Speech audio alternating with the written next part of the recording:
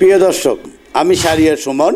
প্রতিবারের মতো এবারও এসেছি শাহরিয়া এন্টারপ্রাইজের হাজী মোহাম্মদ শাহাবুদ্দিন সাহেব। উনি একজন জিয়ার সৈনিক। বিগত 17 বছরে ওনার কেমন জীবনযাপন করেছেন এবং কিভাবে উনি দিন কাটিয়েছেন, আজকে 17 বছর পরে ওনার এই অফিসে শহীদ জিয়ার প্রেসিডেন্ট শহীদ জিয়াউর রহমানের ছবি এবং কি খালেদা জিয়া, সাবেক প্রধানমন্ত্রী খালেদা জিয়া এবং কি তারেক জিয়ার উনি ছবি উন্মোচন করেছেন এবং কি উনি রাজপথে জিয়ার একজন লড়াকু সৈনিক হিসাবে কাজ করে গেছিলেন।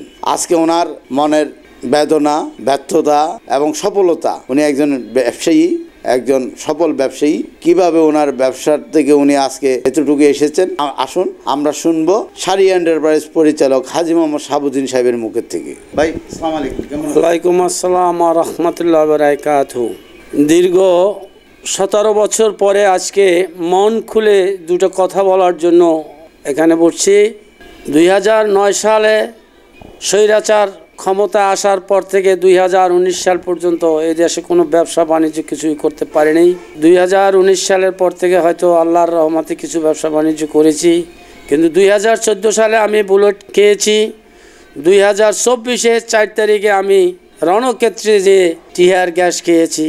কিন্তু এই স্বৈরাচার সরকারের বিরুদ্ধে সবসময় পার্টি অফিস যে কোনো মিটিংয়ে, বিএনপির মিটিংয়ে আমি উপস্থিত ছিলাম। ছাত্র জনতার এই অসহজ সংগ্রামে লড়াকু সৈনিক হিসাবে আমি কাজ করেছি।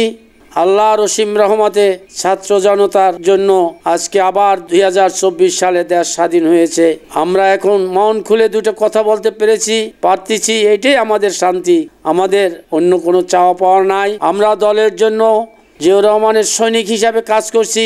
বিএনপির ক্লান্তি লগ্নে ছিলাম, বর্তমানেও আছি, ভবিষ্যতেও থাকবো ইনশাল্লাহ। আমরা যাতে দলের জন্য কাজ করতে পারি। আর দলের সকল ভাই ও বোনদের কাছে আমার একটা অনুরোধ, কোনো স্বৈরাচারের সাথে হাত মিলিয়ে কোনো কমিটি করবেন না। আমাদের ম্যাডামের নির্দেশ আছে, কেউ পকেট কমিটি করবেন না, যার যার এলাকায় সুন্দরভাবে কমিটি করবেন। আমরা কিভাবে দলকে সংশ্লিষ্ট করে রাখতে পারি সেটাই আমাদের কাজ। আমরা আল্লাহর রহমতে যা করব, দলের জন্য সব কিছু করার জন্য আমরা প্রস্তুত। যে কোনো সময় দেশরত্ন তারেক রহমান যখন দেশে আসবেন, আমরা সক্রিয়ভাবে কাজ করব। আমরা দলের পক্ষে সুন্দরভাবে কাজ করব। আপনি একজন জিয়ার সৈনিক হিসাবে আপনি নিজেকে দাবি করতেছেন, কিন্তু আপনার সরকার যখন ক্ষমতায় যাবে, দেশের যে দুর্নীতি হয়েছে, দেশের যারা সন্ত্রাসী, কিশোর গ্যাং, মাদক, বিভিন্ন সেক্টরে আপনার দল কি এই বিষয়ে কাজ করবে কিনা? অবশ্যই আমার দল ক্ষমতায় গেলে আমরা সন্ত্রাসের বিরুদ্ধে কাজ করব। স্বৈরাচার আমলে যারা সন্ত্রাস করছে, যারা অফিস আদালতে অন্যায় অত্যাচার করছে, তার বিচার করব। তার বিচার হওয়া উচিত এবং বিচার হবে। আমরা আমাদের দলের জন্য নিয়মিতভাবে কাজ করব, যেন আমাদের কোথাও ভুল ভ্রান্তি না হয়। আর আমরা যারা অপরাধ করবে তাদের বিচার এবং যারা ভুল করবে তাদের বিচার আমরা করব ইনশাআল্লাহ। আসসালামু আলাইকুম। আরেকটা জিনিস আমি জানি, আপনি একজন মানবিক মানুষ, মানবতার ফেরিওয়ালা যাকে বলা হয়। এলাকায় যেটুকু মানুষের সাথে কথা বলে চিনতে পেরেছি, আপনি একজন মানবিক মানুষ। আপনি একটা মানবাধিকার সংগঠনের দায়িত্বপ্রাপ্ত একজন ব্যক্তি।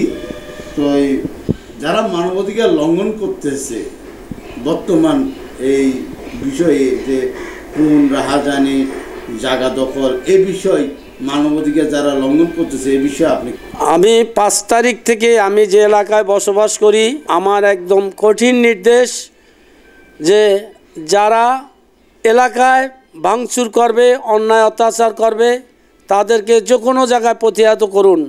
এবং যারা এলাকার ক্ষতি করবে, দলের ক্ষতি করবে, তাদের প্রতিহত করার জন্য আমরা আছি ইনশাল্লাহ। এবং আমরা সবসময় সাহায্য সহযোগিতা মানুষের করি এবং এখনও করতেছি, ভবিষ্যতেও করবো ইনশাল্লাহ। আল্লাহ সাথে যতদিন বেঁচে থাকবো ততদিন মানুষের সহযোগিতা এবং মানুষের উপকারার্থে আমরা যা কাজ করা তা করবো ইনশাল্লাহ।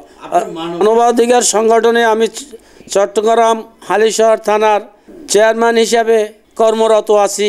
এই মানবাধিকার কাজেও আমি যখন যেখানে যে প্রয়োজন হয় আমি সহযোগিতা করি এবং মানবাধিকার কাজে যা প্রয়োজন হবে আমার কমিটি যা বলবে আমি তা অক্ষরে অক্ষরে পালন করব ইনশাল্লাহ। এটা সত্য, মানবাধিকার লঙ্ঘন এদেশে হয়েছে।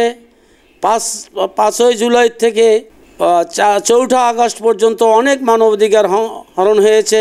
মানবাধিকারে বলতে গেলে যে কোনো নিষ্পৃত কাজ মানবাধিকার লঙ্ঘন করেছে ফ্যাসিবাদ সরকারের দলের লোকেরা, ফ্যাসিবাদ সরকারের দোসররা। শুধু মানবাধিকার নয়, দেশে অনেক অন্যায় অত্যাচার করছে।